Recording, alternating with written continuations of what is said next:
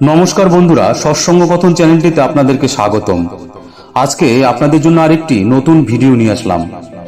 একবার আলোচনা প্রসঙ্গে একজন ঠাকুরকে প্রশ্ন করলেন, পুরুষ নারী যদি সমান বা একই ধর্মী নাই হয়, তবে পুরুষ ও নারীর অধিকার কখনো সমান হতে পারে কি?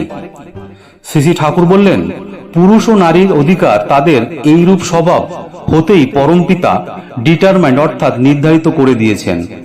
যেমন ধরুন, ছেলে দুধ খেয়ে খুশি আর মাই মুখে ঠেলে দিয়ে খুশি, খাইয়ে খুশি।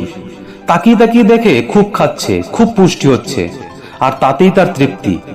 আর এই তৃপ্তি স্পর্শে মুগ্ধ সন্তান তার জগতের চারদিকে যা কিছু সুন্দর দেখে কুড়িয়ে এনে মায়ের কাছে হাজির করে, আর মায়ের মুখের দিকে উদ্গ্রীব নেত্রে ক্ষণিকের জন্য স্থির হয়ে তাকায়।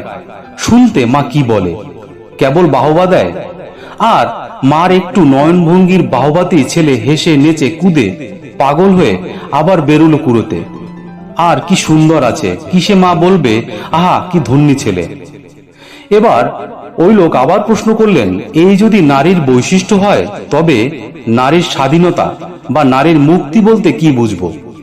শ্রী ঠাকুর বললেন, নারীর স্বাধীনতা তার বৈশিষ্ট্যে, অর্থাৎ তার এই বৈশিষ্ট্য যেখানে অনুলায়িত হয়ে ওঠে, মুখর হয়ে ওঠে, প্রেরণা পরিপুষ্ট হয়ে ওঠে, আর তার মুক্তি এরই সার্থকতায়। প্রশ্নদাতা আবার প্রশ্ন করলেন, ঠাকুর, নারী পুরুষকে আর পুরুষ নারীকে ঠিক ঠিক চিনতে পারে কি? শ্রী ঠাকুর বললেন, স্বভাবত।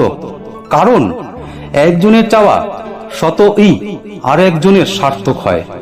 একথা আরো বলছি, নারী স্ত্রী ও পুরুষ উভয়কেই প্রসব করে। প্রশ্নদাতা আবার বললেন, নারী ও পুরুষের নরমাল রিলেশন কি, অর্থাৎ স্বাভাবিক সম্বন্ধ কি? এই সম্বন্ধের পরিণতি কোথায়? শ্রী ঠাকুর বললেন, নরের বৃত্তিগুলো যে নারীতে পরিপোষিত পরিবর্ধিত হয়, অর্থাৎ যে নারী যে নরের বৃত্তিগুলো লইয়া সন্তুষ্ট, পুষ্ট এবং সম্বর্ধনে যত্নবতী, সেই নরনারীর মিলনই শুভ। আর নারী সেই পুরুষকে তেমনতরভাবে সম্বন্ধিত করিয়া তাহার বংশ বিস্তার করে, তাহাতেই তার পরিণতি। তাই নারীর ইনার টেন্ডেন্সি অর্থাৎ অন্তর্নিহিত ঝোঁক মাতৃত্বে বা মূর্ত করাতে, বৃত্তি পাওয়ানোর দিকে। বন্দে পুরুষোত্তমম। বন্ধুরা, সুস্থ থাকবেন, ভালো থাকবেন। চ্যানেলটিতে যারা নতুন এসছেন তারা অবশ্যই আমার চ্যানেলটিকে সাবস্ক্রাইব করে আমাদের সঙ্গে থাকবেন।